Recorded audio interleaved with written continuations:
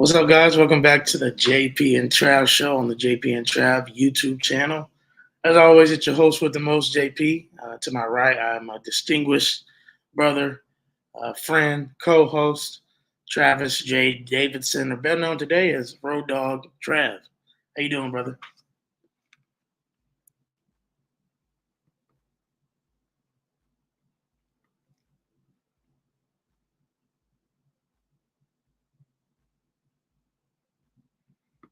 Like we got a little microphone issue.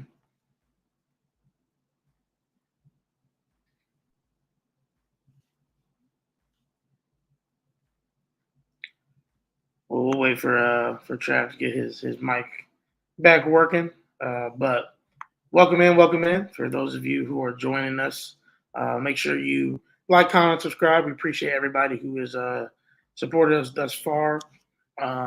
For those of you who were here last week, wanted to apologize. Last week was a little rough. I was on the road. Travis was in Vegas, and we hate going a long time without giving you guys this content. For our longtime supporters. So we want our heart, is to get things out to you.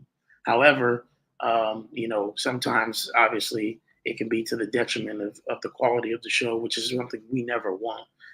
We always want it to be high quality, at least enough, for you guys to see what we're talking about and hear us well.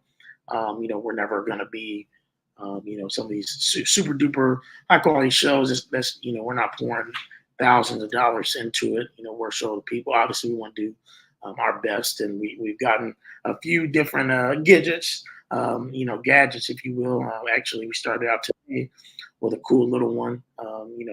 We had our brother and friend Tattoo Baker help us out there, and then bringing Trav back in.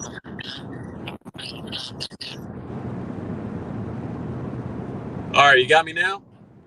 I got you. We got you. All right, cool. Yeah, got some sweet new digs thanks to Tattoo. I like that. JP and Trav got the names. You got a little music going too? What's going on here? Incredible. We're trying to spruce it up a little bit for the people. That's all. I like it. Yeah, I'm on the road. Apologize.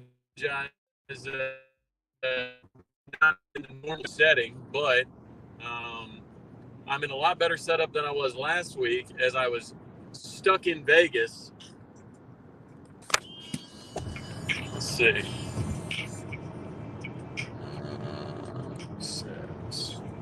Roll back into this. Where am I? There we go. Cool. Yeah, much better than I was in Vegas. The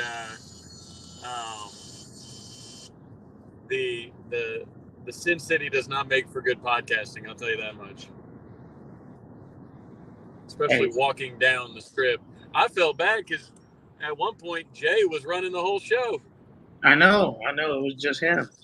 He did a great job, but it was just him. It's why we reached out to him. We told him appreciate it, but it's like he was the regular JP and Trav show. That was so funny. I won't lie. Like, just seeing the JP and Trav show, like, icons and, like, backdrop just around Jay just doing his thing, I was like, what is going on here?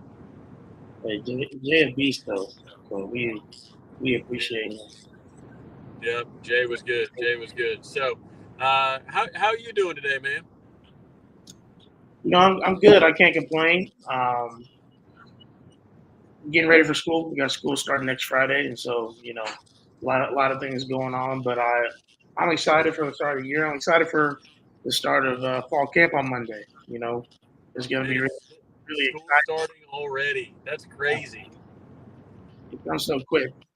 I mean, summer went by in a flash, man. I mean, it's still 100 degrees out. What do you mean school's starting on Monday? You know what I mean? Yeah, it happens every year. Summer goes so quick, and you turn around, and here we are. So, That's right. That's right. But yeah, fall camp right around the corner. All I will say is the same thing, JP, that I say every single camp. No injuries. Please. No injuries. Bro, please. My Vikings have already lost like 2 corners already, like today. First couple days? Yeah, it's been bad. One tore his Achilles. The other one went down with an undisclosed injury today. Like, it was bad. Mekhi Blackman went down. It's been a nightmare. So I hope, for the sake of everybody in the chat and everybody viewing this later, I hope for the sake of y'all that all of the Travis fan injury luck has all fallen onto the Vikings. And since all the Vikings are getting injured, it means that all the Sooners will have a clean bill of health through camp. That's what I'm hoping, JP. Man, if we get hurt, it's going to be a problem. I'll say this: it depends on where it is. Because we're deep in some areas, and in other areas, we can't afford one injury. 2. Wide receiver is the only place you can kind of afford an injury. Yes, and that's maybe. And like, I don't know, but see, I don't know. Like, if you want to be the elite of the elite in the SEC, you gotta have all your horses, man. So I don't think at any position. I mean, I'm trying to go through the depth chart in my head. I mean, golly.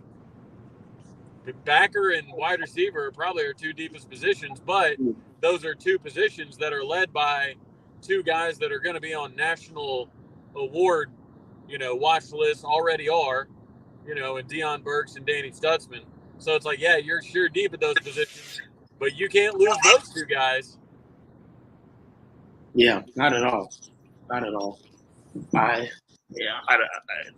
was watching a little bit of tape today just from a different game, but also obviously I looked at the spring game a lot, and he had such an electric just introduction to Sooner Nation. Deion Burks did. You don't want to lose that guy at all. Keep his knees healthy, please. Yeah, it's going to be a problem. Parker brought up in one of his OU Insider articles. I don't want to spoil the whole thing. Actually, I won't spoil it. I'll just kind of tease it. So he brought up the 5 players with the most to prove in fall camp, and he mentioned a wide receiver. And really, like, those wide receiver starting roles, that's going to be a battle, bro. Like, is Deion Burks the only one with a guaranteed starting spot? You would think Nick Anderson might have one, but even then, this is how deep we are, man. But but he would be starting over somebody who started over him last year in Jalil Farouk, and he would be starting over somebody that started over him last year in Andrel Anthony. That's what's crazy is, like, I mean, if Andrel's ready to go, like, I don't know. I feel like, I don't know. It's gonna be tough. Like, we are deep at the positions. There's no doubt we're deep at the position, but somebody's gonna be on the outside looking in on that first Friday of football season, and I'm sure the chat has their opinions on who that might be. Yeah. Matter of fact, let's go ahead there. We'll start with fall camp. That's a part of some of our topics tonight. Chat, go ahead and say who do you think is going to be in your starting, wide receivers out of the 3 positions. ZX. I believe JP wasn't during that luncheon today. wasn't Joe John quoted in saying that the guy that is not Yes. being talked about enough is Jaden Gibson? Yep. He surely did. He If your surely OC did. is if your OC is talking up the the 6'5", whatever he is, 6'5", 34-inch vertical, runs a 4.4, like if your offensive coordinator is calling out that guy and we know he's got hands, I mean, does he challenge for a starting spot? Do you see a You world? got Is it. it even possible to see a world where you got Nick Anderson, Jaden Gibson, and Deion Burks as your 3 starting receivers? Like that would mean that Andrell, your best offensive player through Texas last year, would not be a starter. Maybe injury stuff. Maybe they bring him back slowly because they can afford to, and that would mean Jalil's not a starter. Like that would be crazy. You would have 2 starters on the team that both got passed up. I don't know if that happens or not, but I mean it's in the conversation, right? Yes. Yes. It would. And Ghost brings up and I fully believe My that. man Ghost. What's up, boy? I fully believe he's not hating when, like he said, when he says, "Where does Brennan Thompson fall on the depth chart at this moment?" And it truly has to do with, the talent that we have in the room. I think there's gonna be packages for Brennan Thompson. Don't get me wrong. Like when you're gonna have Brennan Thompson, Deion Burks, Jalil Farouk. I think, in some sort of speed pass where you're going down the field. I mean, just absolutely verticals running the mess out of a secondary. Brennan Thompson is going to be in there. And maybe even Jaquez Petaway, right? I mean, Zion Rages, we just got a lot of talent in that room, man. Like so much.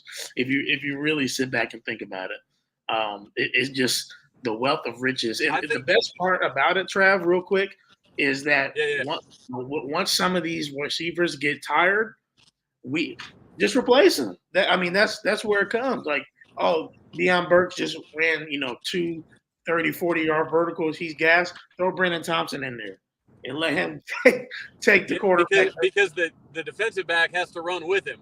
Yes. But that's what's interesting is you remember last year a couple times, like on one of the Dylan overthrows, I think it really showed that I think it was either Andrell or Jalil that like pulled up because they were exhausted. Like it was like they'd run them on a deep route and then they'd run them again on a deep route and they'd be a step slower, so it'd be an overthrow. It's like the coaching staff has to be better at that. Emmett, Joe John, Seth, whoever is keeping an eye on those things, like they have to pay attention. If you've got a guy that, I mean, you look at like the pre-snap motion stuff. There were some times where Stoops was running like 40 yards before the ball even snapped. So it's like, don't make these guys run these deep balls with a ton of pre-snap movement, all this, and do it, 2 plays in a row, 3 plays in a row, something like that. Get some fresh legs in there. You've got plenty of bodies to work with. I think they, pun intended, I suppose, dropped the ball a couple times last year on that, specifically the coaches. And maybe that goes on the wide receivers, JP. Maybe they got to say, hey, look, I got to come out. Like, maybe I'm a step slower right now, and that's going to screw up the timing of the offense. Get somebody else in here. We got plenty of fast hitters. I mean, even J.J. Hester is like a 4.4 guy at 6'4", 220. Like, you're fine at that position. Get fresh legs in there. Is he still there? Is he still there? J.J. Hester? Is J.J. still here? Yeah. I didn't even realize that. He got a fantastic spring. That's even crazier. I mean, yeah. Right, that dude's a beast. Yeah. Yeah, as Les said here, I think Brennan's probably coming in on packages. That's not. I don't think there's anything, a mark on him, and hopefully he would prove himself in different ways. But Deion, I think Deion and Nick are for sure gonna be. I feel like can do everything receivers, and obviously Jaden has yet to to prove that as well. And that's what you said. John Finley's like, listen, Jaden Gibbs is not being talked about enough. Like, Right. you need to listen to that. So I would not be shocked, JP, if and Ghost, I would not be shocked if Brennan Thompson is second on the depth chart behind Deion Burks. Like yeah, at that position in the slot. So like that's what I think, because I think you would put, I think other candidates for that specific spot would probably be, they like putting Jaleel on the outside, but would probably be Petaway, maybe like a Zion Kearney. You know, he was turning some heads, but I think you see Brennan at least on the available depth chart. You see him behind Deion Burks, because they're just going to think speed, slot, let's get it. yeah, indeed. Let's go ahead and dive a little bit deeper into fall camp. I know we've talked about this a little bit at times, but with the starting on Monday, who are some sleepers that we have? Chat, Trav, who are guys that can rise to the top of the depth chart in different areas? We don't have to hit. If you want to hit, different sides of the ball, you can. If you want to stick on offense, defense, whatever, give me 2 or 3 guys that you feel like, hey, these are guys that maybe a lot of people aren't talking about, but we may see them break through at the end of fall camp. Okay, I'm gonna take offense, and I know you said you could do either side of the ball, but I want to do offense. All right, give me Caden Helms. I think that much of the tight end conversation has just been Bauer Sharp, but we don't have another tight end that looks like Caden. I think if he's healthy, he knows the offense. He's been in that locker room a ton. He's very well liked in that locker room. What's crazy is, as Parker had pointed out, he hasn't burned any eligibility yet, but he's like a veteran on the team now. Yeah. Like, that's crazy to me. So give me Caden Helms as one of my offensive breakout guys. Give me J.J. Hester. Obviously a Tulsa boy, so I'm going to lean his way when given the opportunity. So I think he's got good size, he's got good speed, he's got a good vertical. He was productive as a freshman, just battled some injuries, and he had a really good spring. So we've heard his name dropped a little bit here and there. So I'm taking 2 guys that have not contributed really at all in any meaningful way in their first couple years at Oklahoma. And then lastly, I will go with a guy who hasn't had the opportunity to contribute. I'm going to go with number 1 running back in the country, Taylor Tatum. I think it's going to be a dogfight for that RB2 snaps. I think you're going to see 3-4 running backs a game, but I think the true lion's share of the snaps are going to go, as they always do, to the top 2 backs. Sawchuk, I think, has got 1 wrapped up, but man, I would not. I know Javonte Barnes is back healthy. I know Caleb Hicks looks the part, but it may be low hanging fruit. But I'm going to put my chips in with the number 1 running back in the country coming in. Yeah. The Cowboys agrees with you. Taylor Tatum is his pick. Jaden Rowe as a sleeper. And our boy Jay has mentioned that as well. We got nobody that looks like him. Nobody. Yeah. He's just been hiding in the shadows the last few years. Yeah, he's been hurt, but if he gets completely bought in mentally, not saying that he's not, but if he gets completely bought in mentally to loving football, that staff can make stuff work with him. There's no doubt about it. You've got a unicorn of an athlete there. You got to find out what to do with him. I mean, this guy was a absolute track star in the 100 meters. state champ in a very fast class. At that size,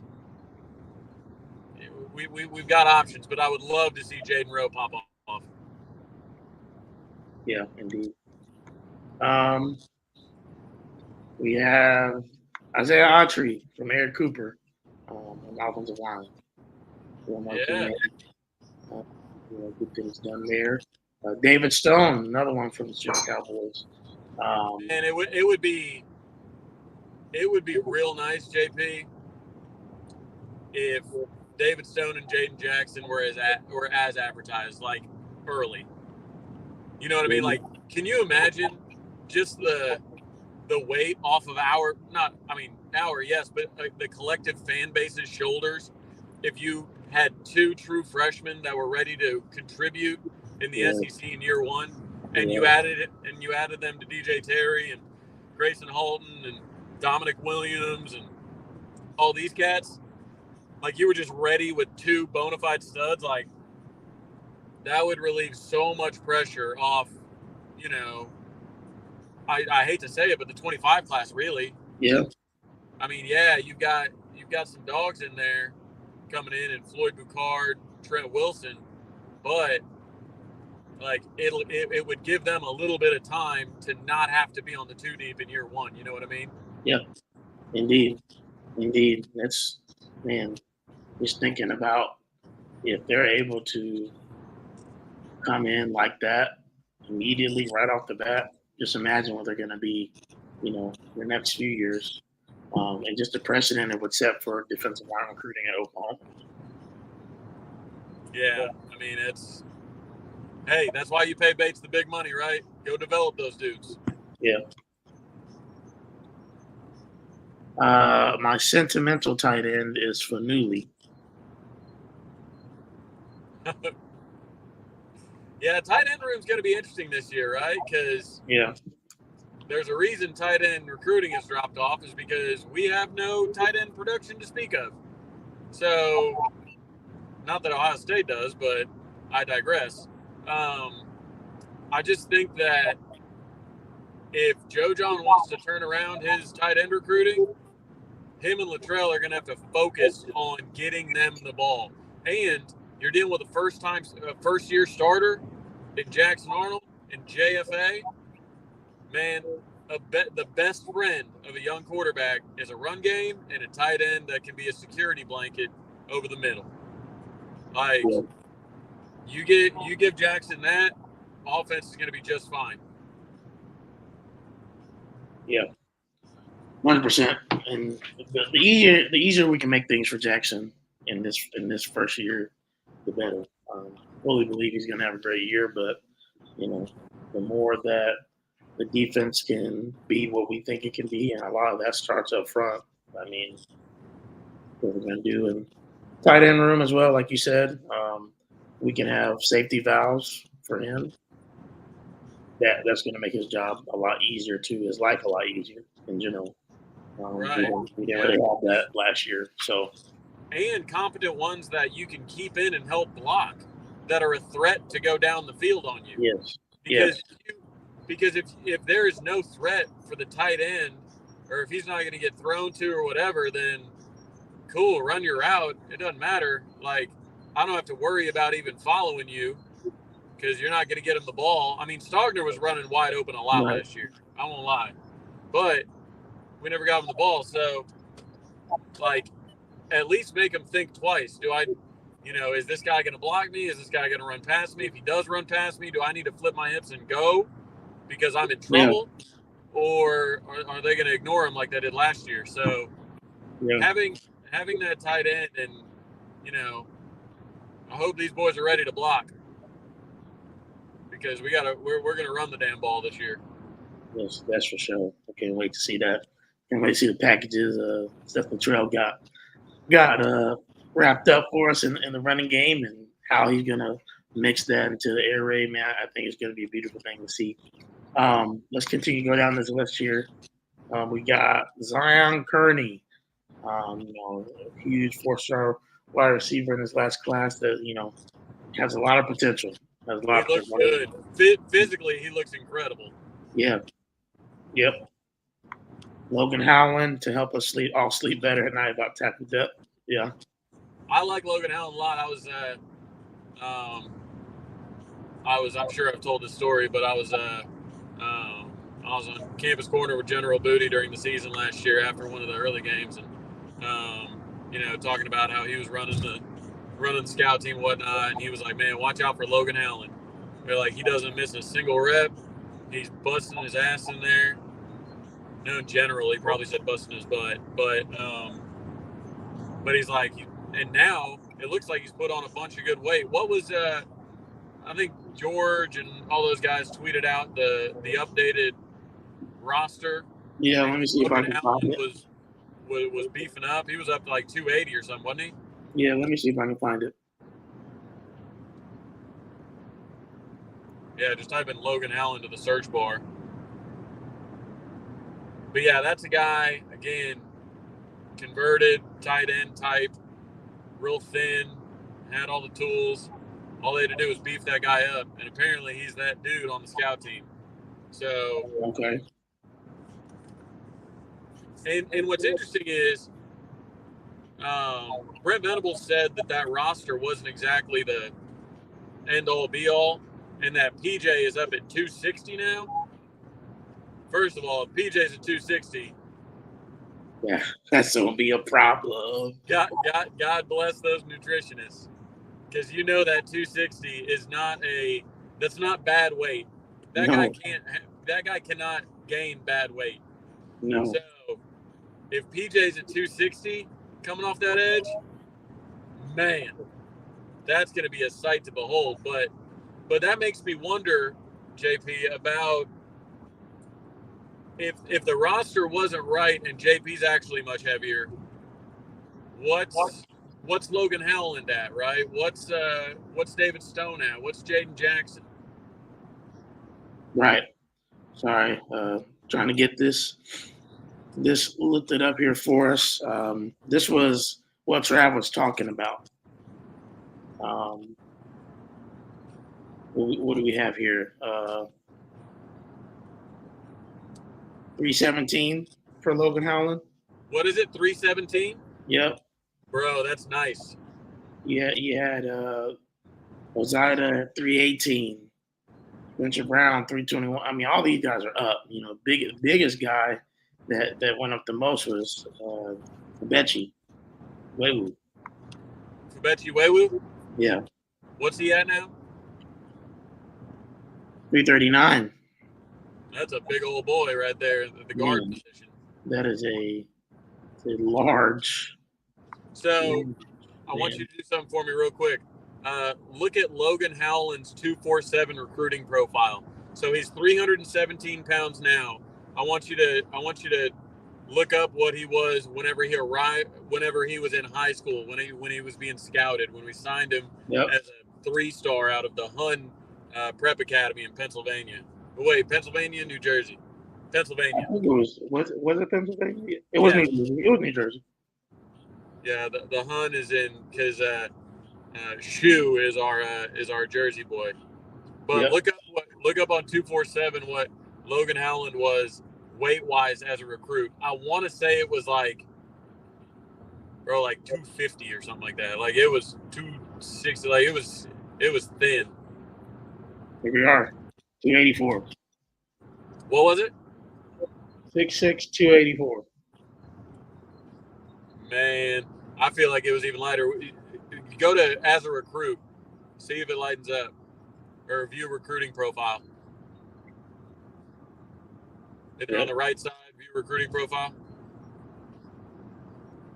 280. 280? Yeah. That's still 37 pounds is still a good amount of weight on that frame. Yes, it is.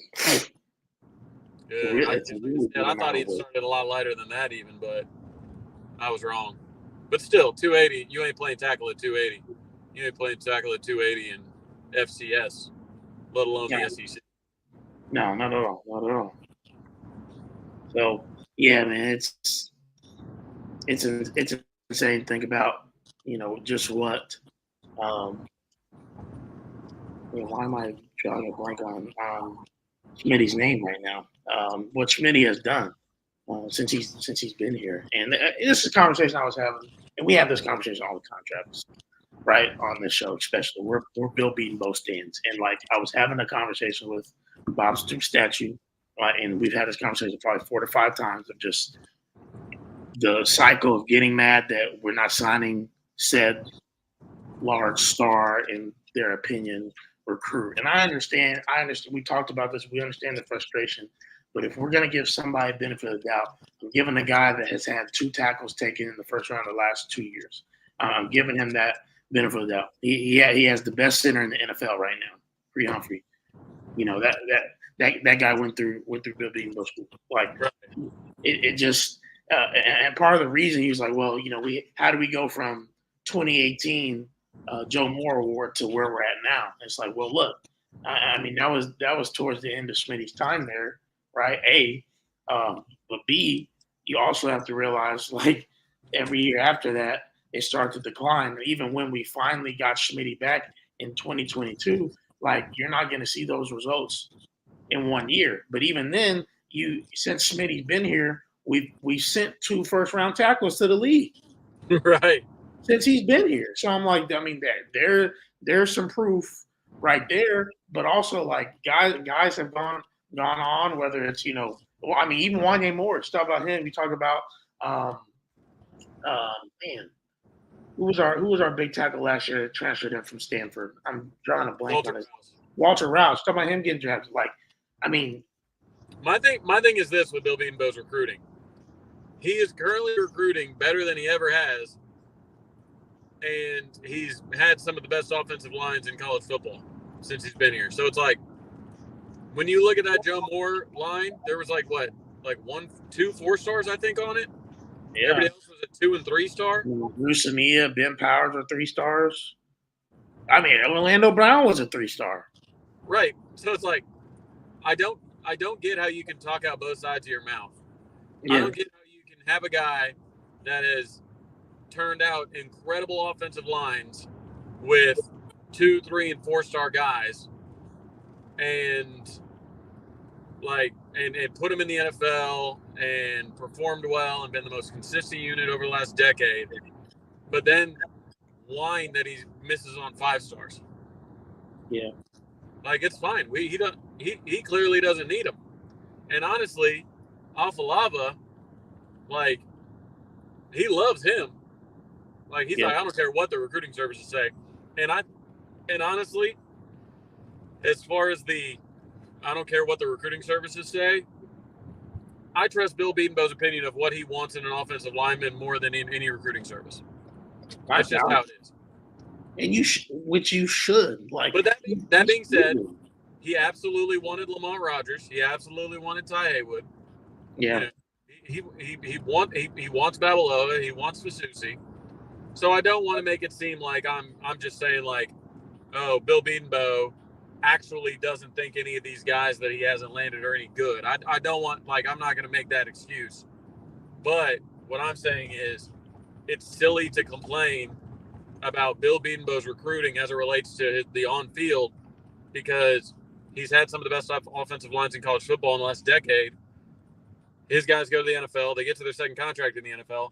Yeah. And just now is he recruiting at a higher level than he ever has. So, yeah. Savion Byrd is one of his highest rated recruits. He got benched. Bray Walker is his highest rated recruit. Never played. Like, so when you look at offensive line recruiting, it's like, man, we should probably just trust this guy. Now, if we get Fasusi, that dude's going to play. Don't get me wrong. But, yeah, I know we have this conversation every week, but if the fate of our season comes down to whether or not Bill Bedenbaugh can coach offensive line, I think we're going to be fine. Yeah. We do have some fans that have the special ability to whine about everything. That is a bona fide fact. Okay, so we saw our sleepers. Now, let's talk about who are you putting your money on? Just bona fide going to be a stud, a star. I don't care if it's low-hanging fruit or not. Who's going to be the studs for this team? Let's just throw them out there. Chat, you guys can throw them out there too. And it maybe even could be a, maybe not a sleeper, but not even somebody that, not a Danny Stutson or a Billy Bowman, maybe somebody else that you feel like, man, I'm throwing all my chips on the table for this guy. I was about to say, Danny Stutzman's going to be like, I think Danny Stutzman's going to win the Butkus. Like, he is going to, after talking to his dad for a while about it and knowing what Brent Venables' third-year defenses do, knowing the opportunities that he's going to have, knowing that he said no thank you to the NFL draft and came back to do this, I think and he's getting a lot of you hear Teddy talking about it a lot. He's getting a lot of the preseason stuff, right? Like, you kind of need to be on the preseason lists. You have to be, the narrative, the story around you has to be that you're a Butkus guy. And Danny's absolutely a Butkus guy. So, like, if I'm saying, like, the best football player on our team, bro, I think it's Danny Stutzman. And that's what's crazy is I tell you guys about this conversation all the time. Yep, but I know what you're doing. Yeah, Pat's senior year, he said, and it was Danny's freshman year. He said, who's the highest draft pick on the team? And he said, Danny Stutzman. When he was a freshman, he was still the class clown, just goofy Florida kid. I think he was a 3-star and came in and he was like, dude, this kid's just different. And now we're looking at a third-year Brent Venables coach team where the argument could be made that Danny Stutzman is the best player on our football team. Yeah. Time flies, man. Yeah. And I think that the maturation, as you said, and I've been talking about it, of Danny is that he is the leader now. I was just looking at, let me see if I can pull it up here. I'm not going to pull up the audio, but just at least, what kind of was said. See that I can share the screen here. So Danny says here, he wants to. The team wanted to give Jerry Smith the best summer he's ever had. They've had the mindset every single day of that goal.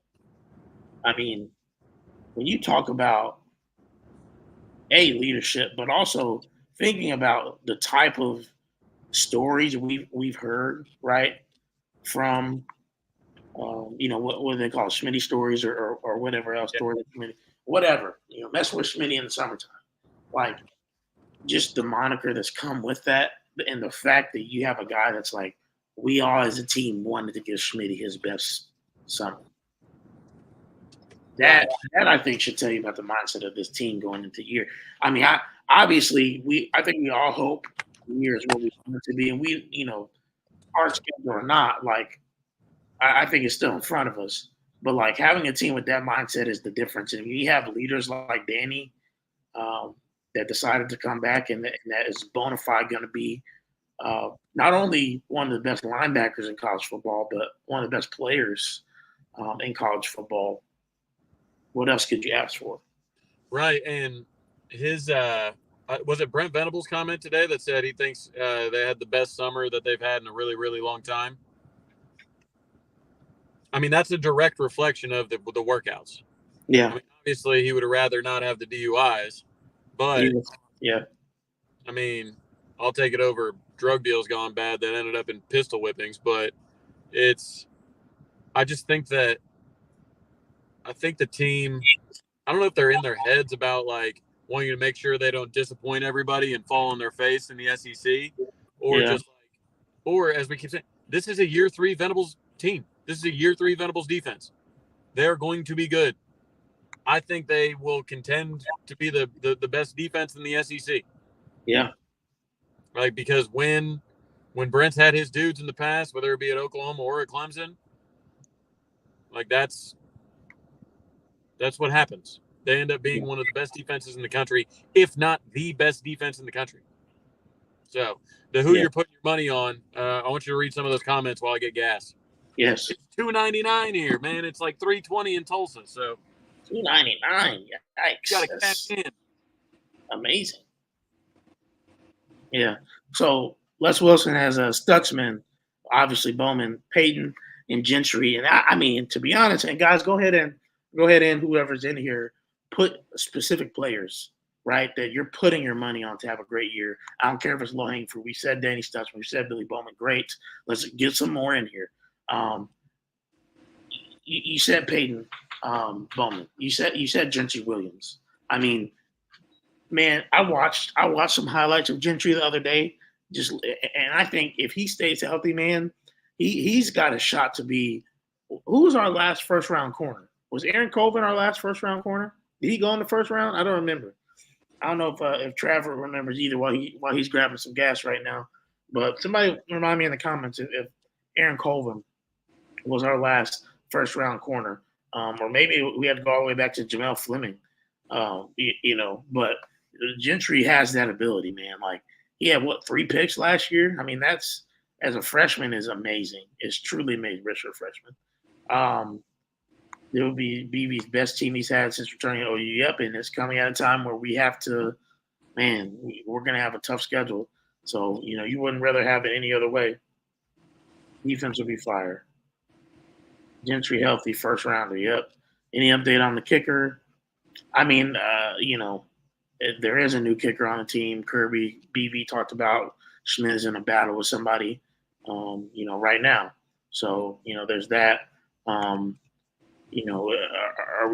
we giving specific players here, Bishop? I need, obviously tight end in general, and in general. Thank you, Shooting Cowboys. Damonic Williams, yes. David Stone, Ethan Downs, which I mean, Ethan Downs is a guy that you feel like would be able to. And this is almost the most solid pick you could have is having Ethan Downs, who's been all Big 12 the last 2 years, as a guy who will have a great year for OU. And it may not end up being 5-6 sacks, something like that. But just the effort that he plays with, I think you'll see that in the SEC translate really, really well. PJ, man, I hope PJ has a great year. If PJ's 260, he's gonna have a great year. Oh yeah. If he can run through guys and not just around them, he's gonna be in great shape. But no, the Ethan Downs, I'm glad Ethan Downs is brought up because that's a guy, again, only player on the team that's been all Big 12 the last 2 years. He's only gotten better. He's as far as maturity goes, he's got it in spades. He's an Oklahoma kid. So you always think those guys, they're gonna, if they feel, at least the narrative is they're gonna fight a little harder, for the name on the front of their jersey. I'm not gonna knock anybody that's not from Oklahoma, but you kind of get that, local guys playing for the local team. But yeah, I mean, Ethan Downs is as solid as a pick as you can get, considering what he's been since he stepped on campus. Go ahead, Les. Name some two dudes that you think are really going to shine. We got Branson Hickman here. I got Coach Smoot, fellow Bama fans, friends with Ty, friend of the show for sure. Says he feels like Brent Venables has always had success against pass-heavy offenses coming to the SEC. You'll see a more balanced, less run-based offenses. We will see how he utilizes depth, which will be key. I would say they're balanced, yes, but they've become way more pass-heavy in recent years. Yeah. For back in the day, outside of Matt Stafford, the SEC's quarterback play was buns.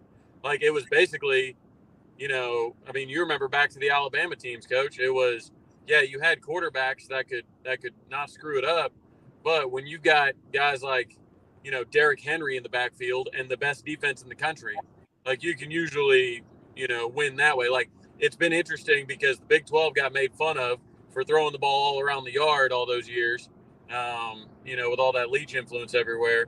And then now the SEC, you're starting to see them spread it out way more than they ever did. So I would agree that it's a far more balanced league, but I would say that it's become more pass heavy, and it's becoming more pass heavy. It'll be interesting because it is a copycat league. It'll be interesting to see now that Michigan won the title by largely running the football. It'll be interesting to see if people say, okay, that's the new blueprint. We got to get back to, just 3 yards in a cloud of dust. You know what I mean? So, yes, the Venables has been successful against heavy pass offenses. Does fine against run defenses too. I think that's where it comes in to have those big, the Dominic Williams of the world and things like that. That's going to help big time. And honestly, our rush defense has been good. Our rush defense is actually better than our pass defense last year. So, anyways, if it, I'm pretty sure if the Brent Venables defense is running at full capacity, then I'll trust it against any style of offense. But no, your point's well taken. What's Les saying?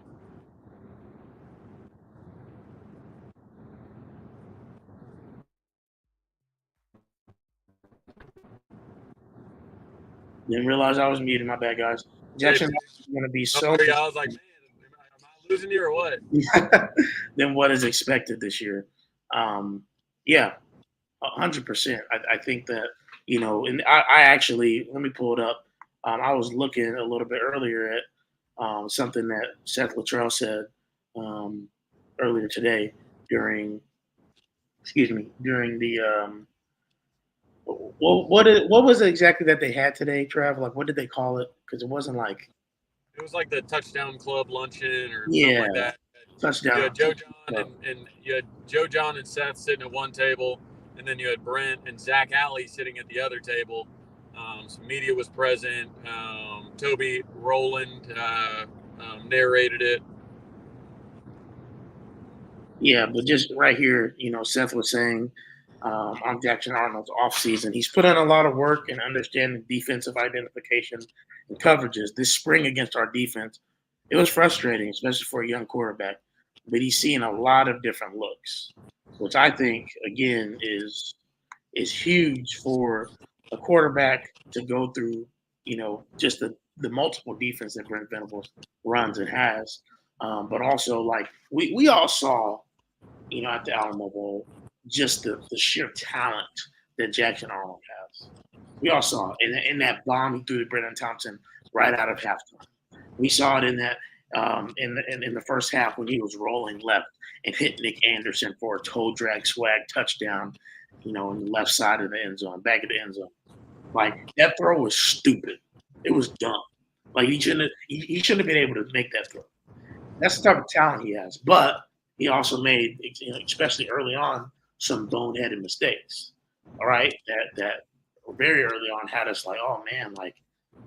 But he got better throughout the game. Even the last interception theoretically wasn't even really an interception. It got popped up out of Willow's hands and everything, and that turned into a pick six, which really changed the whole momentum of the game. We would have scored, they would probably win, but just some of the mental side of the game. Once he gets reps and everything like that, man, I think he's going to be a freaking beast. Yeah, well, and that's what I like that Seth said against our defense. Like, Seth's already kind of pumping up, like, hey, if you got to go against our defense, that's a tall task. It's gonna be one of those things like, hey, the toughest defense he's gonna see this year is the one that's that he's going against in practice every day. So 5,000. I mean, because who's gonna have the best defense outside of Oklahoma in the SEC? Georgia obviously is gonna be up there. Tennessee's secondary isn't very good, but their defensive line's good. Lost their defensive coordinator. LSU had a horrible defense last year, so they're rebuilding it around Harold Perkins. A&M, new coach. We'll see. They've got a ton of talent, but we'll see. Texas lost their most important defensive players, both of them, and they did not replace them. When you start looking at the schedule, I'm not sure. I guess it would still be Alabama, but Kalen DeBoer isn't known for defense by any means. They've got a ton of talent there, but I don't know. Maybe Walter Nolan at Ole Miss, maybe he's brought that defense up to another level. Right. So maybe Ole Miss or Alabama would be the best defense we face this year? What do you think? Yeah, I mean, I would probably say Ole Miss has the opportunity to. I mean, Alabama still has all that talent, on the defensive side of the ball, and obviously while Saban's not there, I don't think they're gonna forget everything in a year. Right. I mean, I don't know how salty Mizzou is gonna be. I mean, I know they're mostly an offensive team as well, based off of everything they did last year. They got decent defense, and obviously I know they got Winery. Will be a true freshman. They're not recruiting at a level to replace their draft picks. They're not. They had a lot of they had a really good year in the draft last year. I think they had 5 taken, Mm-hmm. something like that, 5 or 6 taken, including a couple of defenders. Yeah. I think it was a majority defender draft for Missouri. You lose the defensive coordinator, you lose your defensive line coach. You don't recruit at a level that replaces that easily. Like, you can't just reload because you've got a bunch of blue chippers waiting in the wings. Yeah. You got to rely on the portal. I would have to be reminded of what big portal wins Mizzou had this year. Outside, like on the defensive side, I'm very familiar with the offensive side, but what defensive wins they had, because they'll probably take a step back. You lose the SEC's leading rusher. Obviously, Luther Burden's going to have a case for Bolitnikov. He's a stud. It'll be interesting. But no, I think defense-wise, if Tennessee's defensive line can make up for their secondary, or their secondary just improves, they'll be up there. If Alabama's talent can be realized under a new head coach that's an offensive head coach, they'll be up there. And then Ole Miss, if their transfers hit, they'll be up there. But Lane isn't exactly defensive calling card either. Yep. Kirby asked, emphasis on what if, but what if the play calling this season isn't up to the standard? Do you think Brent Venables will be under fire for hiring in-house instead of going out and getting someone that is, quote-unquote, more proven? I know we chatted about this a few times, Trav, and I'll say my piece real quick, and I'll let you take over. But, I think it's hard to say that Seth Luttrell isn't proven at all. I mean, he certainly is proven. He's had, top 10 offenses before at North Carolina, top 25 offenses in Indiana. One of the best offenses in North Texas history. And so he's been at plenty of stops where, you would say, man, that guy knows how to coach offense, but he's never had the talent that would be at his disposal at OU. And so it could go one of either two ways. He could just be, that guy, that top 25, that top maybe 10 guy, which is not a bad thing, especially when you compare that with what we feel like the defense is going to be. But then you hope that maybe with the talent that we have, maybe that propels him into having a top 5, top 3 offense. But go ahead, Trev. Well, first off, I want to, how do you quantify if the play calling isn't up to snuff? Like, when Dylan was hitting his throws last year, Jeff Levy's play calling was good enough to get him an SEC head coaching job. Thanks. So I know we like to think that he ran 30 jet sweeps a game, but it's simply not true. If you're asking, what if Seth Luttrell calls plays in a manner that gets picked on by fans, then I'll tell you right now, that doesn't matter, because no matter what happens, we will have fans that are mad about the offensive play calling, because we aren't going to score a touchdown every possession. So I think the Seth Luttrell hire, I think he has plenty of experience. I mean, he's got head coaching experience and OC experience. He's got experience with this staff at other places, namely Bill Bedenbaugh. He's an alum, so you've got your loyalty there. You would, if you got rid of him and brought somebody else in, you'd have Jackson learning a third offense in 3 years. So I would say that there's no way that Seth Luttrell, unless he gets hired away for a head coaching gig, there's no way that Seth Luttrell is getting fired as the offensive coordinator. But also, when's the last time Oklahoma fans didn't want to fire an offensive coordinator? I don't People know. wanted to fire Lincoln. I know. After what, the bad start in 2016. I mean, look. I got killed for this all the time last year. I really don't care. Y'all can say what you want about Jeff Levy. The dude knows how to coach offense. He had OU as a top 4 offense last year. He had them as a top 10 offense the year before. So I understand that we were frustrated sometimes at his play calling, but we're just not going to sit up here and act like he was not a really good offensive coordinator, because it's false. He's good enough, like Trav said, to be hired as an SEC head coach. So, with that, we had a top 10 offense with no running back consistency because of injuries. Yeah. We had our top receiver goes out halfway through the year, and basically our pass game is reliant on, I love him to death, but an undrafted free agent, not an NFL guy. Yeah. At least drafted, you know what I'm saying. But yep, it wasn't that, he just had a drawer full of great things going on. He didn't have Eric Gray back there, this past year. He didn't have, he just didn't.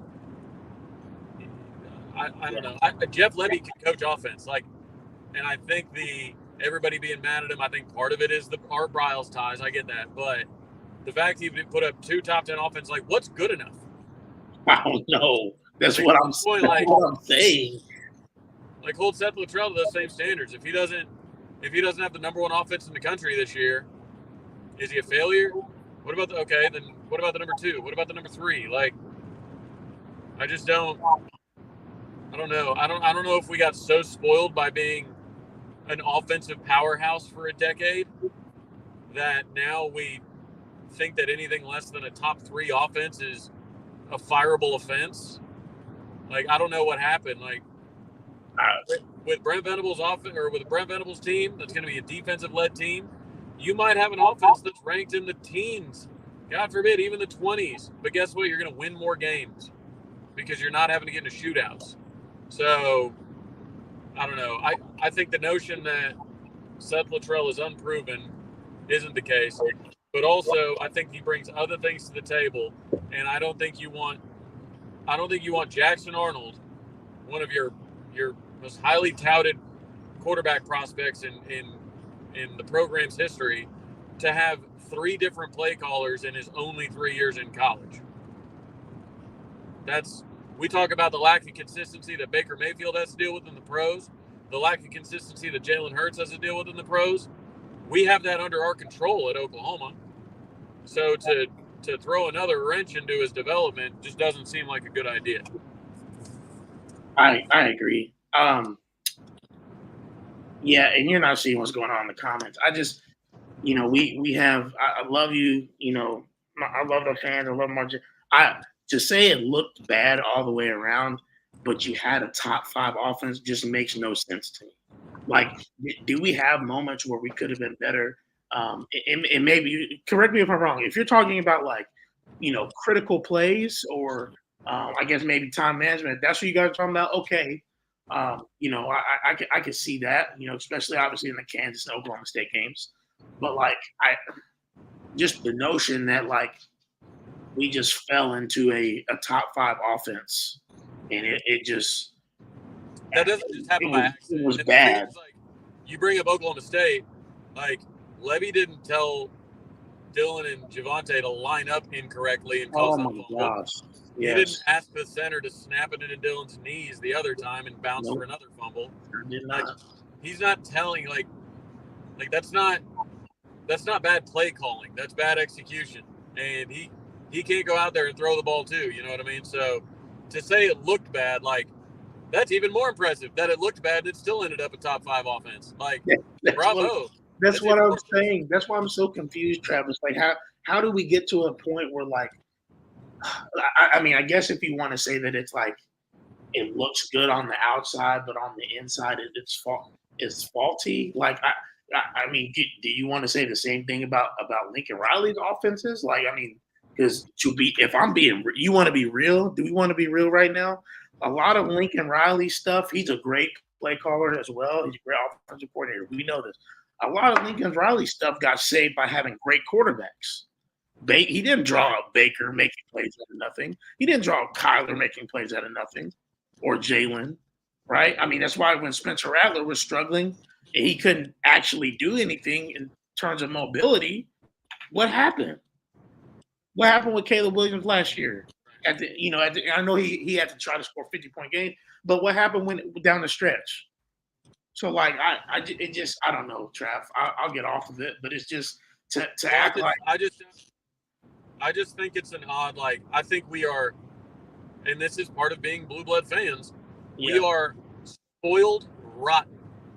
We have a top 5 offense, but we want to get rid of the coordinator because it just doesn't look right. Okay, well then tell me what doesn't look right. It just looks bad. Okay, then tell me. Tell me in detail what needs to improve. It just doesn't. So, but that comes with the territory. That comes with being spoiled rotten by the best offensive production for the past decade. That's just what we've been. The last 20 years, we've been the best offensive football team. So it's just. It just like you said. It is what it is. Yeah, we do want to win a national championship. And that's fine. Yeah. we could go on. Yeah, our offense was better than our defense last year. Yes, we need to improve the defense. If the offense, if we roll out that exact same offense we did last year with an improved defense, we probably win 11 games. Thank you. And it's not Brent Venable's fault. Like we're still learning. There's so many different things that need to happen. But like, if the defense was better in the Kansas game, if Oklahoma, because I mean, there were the same types of things that would happen when we be in close games or even lost games during the Lincoln years with Baker and Kyler, and like it would be a situation where the defense would make some plays occasionally, but then the offense would bail them out. But or sometimes the offense wouldn't get it done. But you know what? Who never got blamed? The offense. The defense did. But now, for whatever reason, like the offense gets blamed and not the defense for giving up 35. Well, I think it's just because we've been used to bad defense for a decade, and everybody's like, well, the offense has to carry. So, you know, the bad defense for a decade, I don't care. Our defense is always bad. We need the offense to be a top 3 unit, and they need to look like a top 3 unit, more importantly. This is a great ending point on this whole thing. Levy didn't lose one game. Turnovers, 3 each in the regular season losses, and refs, twice the penalties and more than the home team, especially after Oklahoma State. So that is what it is. We'll move on from it. But Trav, I do want to pose one quick question, and I know we're about at an hour and about time to roll, and it's getting you're completely pitch black at this point. Yeah, I'm like, I'm in here still. There you are. There he is. I'm still here. All right. So what a big what if. You know, Sooner Cowboys even mentioned it in the chat earlier. If OU wins titles in 03, well, the 03-04 season against LSU, the 04-05 season against USC, the 08-09 season against Florida, and 2017 against Georgia. You know, if they win that and go on to beat Bama, even if they win half of these titles, what's the conversation around OU right now? How different do you think we're looked at differently even right now in terms of like how people are talking about Texas and us, or do you think it would still feel the same way? Oh, it'd be the same. Besides the fact we won those, it would be tough to be talked about like Texas because for some reason the Texas delusion is it's a nationwide epidemic. It's a pandemic, but yeah, I mean if we win, say they're spaced out, you know, say you win the 08. You know, against Florida, say you win the 17, like you're in very rarefied air as far as winning titles in different decades. Yeah. Like, so, like, I think at that point, technically, I'd have to look at Bama, but I think you'd have the most titles of the modern era in different decades if that were the case. Because that's the thing, right? Is staying relevant to recruits that understand we can win national titles here. Like anything to reset the clock on that. So if I had to pick one to win, it would have been 17. Baker's year, you know, still some people around the program that are in the national championship program. Recruiting takes off. But the problem there is if we win that national title, basically based on a historic offense where all 11 starters got drafted, like eventually, like, does that mean that Lincoln Riley's still here? I mean, it would. So, like, I know it sounds silly to say I'd rather have Brent Venables here with no national titles than Lincoln Riley here with national title.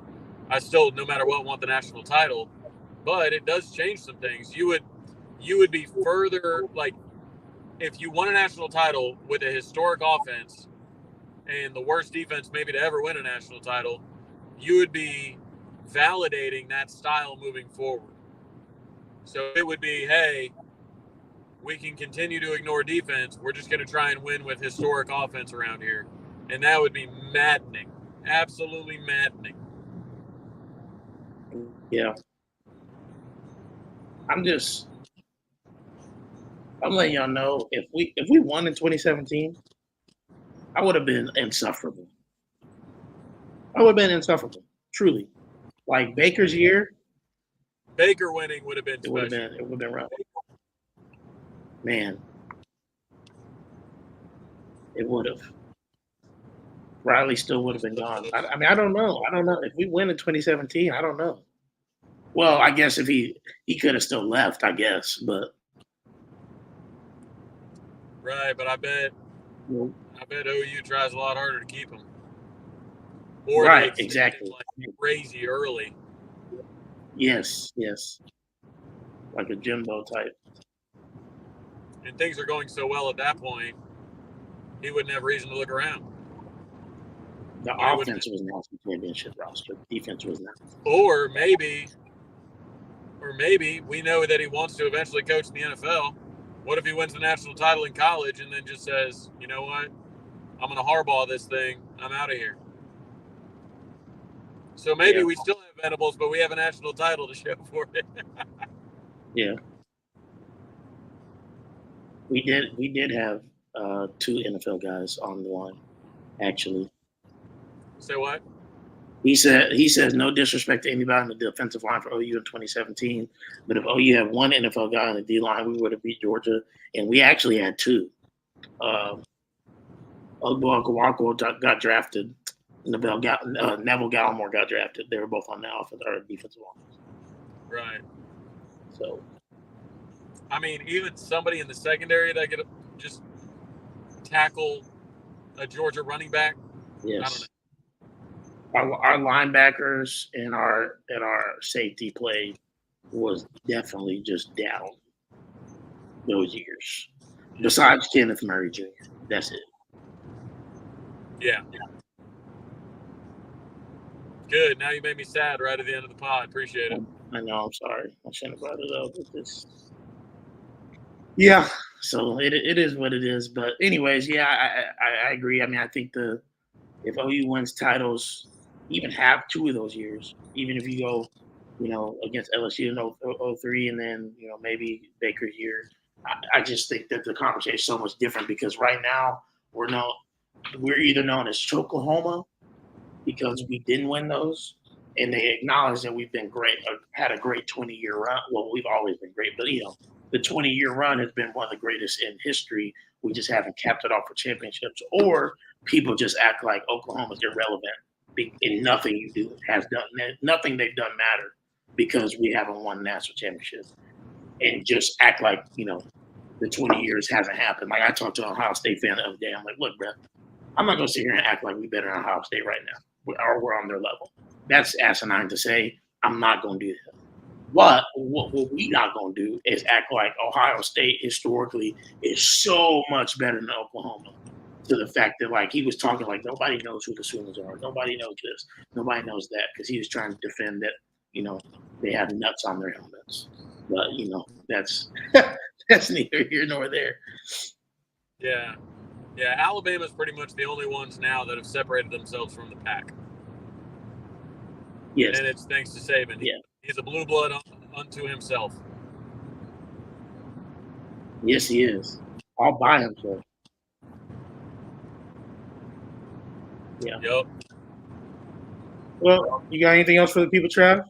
Before you No, appreciate you all as always, especially even some fans from our other fan bases, rival fan bases even.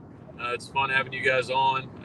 Other content creators, always having fun having you guys on as well, even just in the chat. I know there's been a community for a long time, so we appreciate you guys continuing to pop in, say hello. We're all one big family here in the content creator community. So I am working on a couple things, NIL things that will involve the JP and Trav show, maybe some giveaways, some contests, things like that. So make sure and stay tuned over the next probably 3 weeks or so. We've got some fun NIL stuff that's coming down the pipeline. So other than that, man, that's it for me. Great. Get home safely, brother. We'll see the rest of y'all back here next week, 9 p.m. 8 p.m. Central Time, 9 p.m. Eastern. That's when I do it. Love y'all. Appreciate y'all. Thanks for rocking with us tonight. Boomer.